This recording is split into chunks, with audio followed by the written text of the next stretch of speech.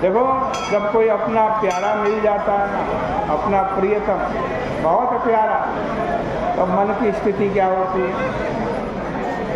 पिबंतम इव चक्षुर्भ्याम लिहंत इव जिह्वया जिघ्रंत इव नासाभ्याम श्लिष्यंत इव बाहुभिः। देखो, जब प्रीति विकसित होती है ना, प्रीति, तब वो मन में ही समा करके नहीं रहती। हम किसी से प्रेम करें, वो मन ही मन में रह जाए, ऐसा नहीं हो सकता।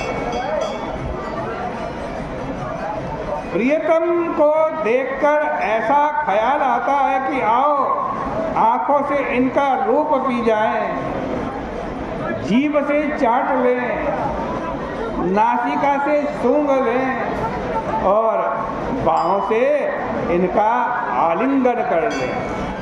यही दशा रंगमंच पर उपस्थित लोगों की हो रही है। उनके सामने भगवान के रूप, गुण, माधुर्य, प्रागल्भ्य आदि सभी सद्गुण मूर्तिमान होकर के प्रकट हो गए। वे आपस में कह रहे हैं कि अरे ये तो भगवान के अवतार हैं, वसुदेव और देवकी के बेटे हैं। इतने दिनों तक छिप कर रहे, इन्होंने ब्रज में पूतना, चक्रवात, अर्जुन, गुह्यक, केशी और धेनुक आदि बड़े बड़े असुरों को मार दिया, एक हाथ से पहाड़ उठा लिया, इंद्र के मान को नष्ट कर दिया तथा कालियनाथ का दमन किया है। गोपियाँ इनके प्रति अत्यंत प्रेम करती हैं, इनसे यदुवंश की प्रतिष्ठा बढ़ेगी। ये जो बलराम जी हैं, इन्हीं के अग्रज हैं, इन्होंने भी अनेक असुरों को मारा है। इस प्रकार लोग आपस में बात कर ही रहे थे कि वहाँ चाणूर आ गया। चाणूर इतना बलवान था, उसकी छाती इतनी कठोर थी कि वह जिसको हाथ से पकड़ करके अपनी छाती से चाण दे, वो चूर चूर हो जाए। उसने कहा कि बलराम जी और श्री कृष्ण, हमारे महाराज ने सुना है कि आप लोग युद्ध कुशल हैं, कुश्ती लड़ने में बड़े निपुण हैं, इसलिए उन्होंने आपको यहाँ बुलाया। अब आप कुश्ती लड़ करके दिखाए, जिससे कि हमारे महाराज प्रसन्न हो। राज आज्ञा का पालन करने का फल अच्छा नहीं होता। राज आज्ञा का पालन न करने का फल अच्छा नहीं होता।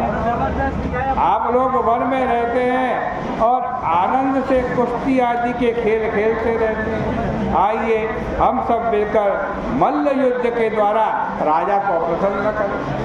भगवान श्री कृष्ण ने कहा कि देखो चाणूर, हमें कुश्ती लड़ने में कोई आपत्ति नहीं है।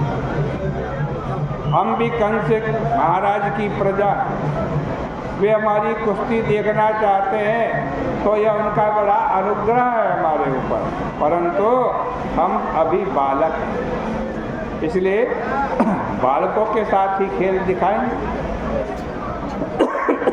कुश्ती समान बल वालों में होनी चाहिए, जिससे कि देखने वाले सभासदों को भी अधर्म का भागी न होना पड़े।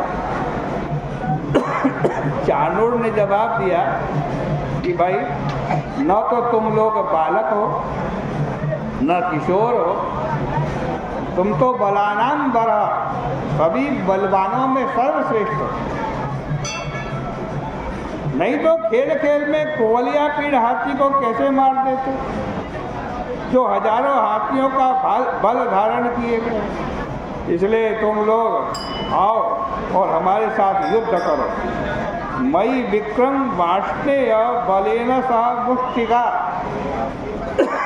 श्री कृष्ण, तुम मेरे ऊपर अपना जोर आजमाओ और बलराम जी के साथ यह मुष्टिक लड़ेगा जो घूंसे की लड़ाई में बड़ा निपुण है। इस प्रकार से श्रीमद् भागवत महापुराण के दसम स्कंद का यह 43वां अध्याय भी परिपूर्ण होता है। कल को 44वें अध्याय की कथा आपके सामने होगी। आज की चर्चा का यहीं विराम करें।